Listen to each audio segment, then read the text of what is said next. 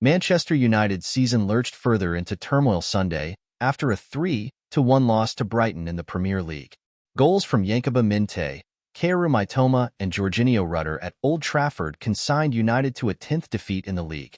Bruno Fernandes scored for United from the penalty spot. It was a 7th defeat in 15 games overall under new head coach Ruben Amorim and highlighted the massive job the Portuguese has on his hands to revive the record 20-time English champion. Tottenham's woeful campaign also sunk to new depths with a 3-2 loss at relegation-fighting Everton, but Nottingham Forest's unlikely title challenge goes from strength to strength after a 3-2 win against last-place Southampton. Manchester City is up to 4th after routing Ipswich 6-0. Worrying for Amorim. United fans were taunted by Brighton supporters as many made their way to the exit before the final whistle. This was the 3rd season in a row Brighton has won at Old Trafford, and victory completed a double against United this campaign.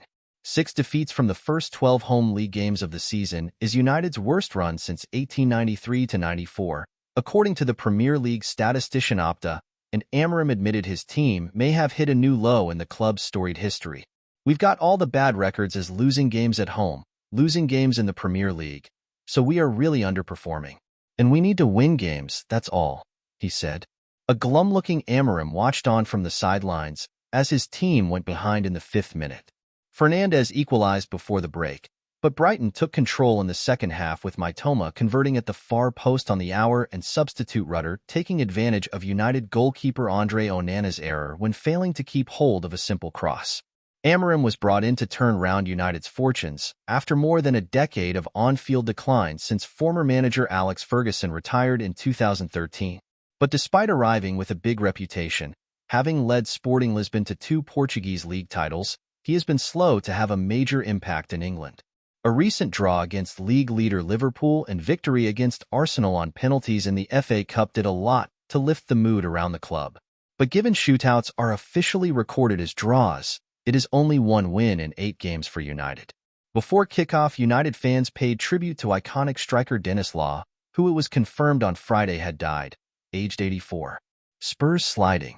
It's even worse for Tottenham, which saw its woeful run of form extend to 1 win in 10 games in the league. Spurs' only league win since the end of November was against Southampton on December 15th. Ange Postecoglou's team is into the semi-finals of the English League Cup and leads Liverpool 1-0 after the first leg, but is just 3 places above the relegation zone. The semi-final second leg isn't until February 6th. At Anfield, and speculation over Postecoglou's position is mounting.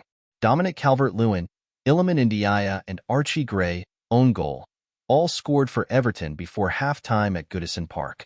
Spurs mounted a late fight-back with goals from Dejan Kulusevski and Richarlison, but it wasn't enough to deny David Moyes his first win since returning to Everton club for his second spell in charge. Forest flying high. The season's unlikeliest story goes on. It's 9 games unbeaten in all competitions for third-placed Forest, which is 6 points behind Liverpool and level with Arsenal in second. Nuno Espirito Santo's team has won 7 of its last 8 league games, but had to withstand a fight-back from Southampton after going 3-0 up at halftime through goals from Elliot Anderson, Callum Hudson-Odoi, and Chris Wood for Forest. It took Ola Aina's athletic goal line clearance to prevent Southampton from making it 3-3 deep into added time.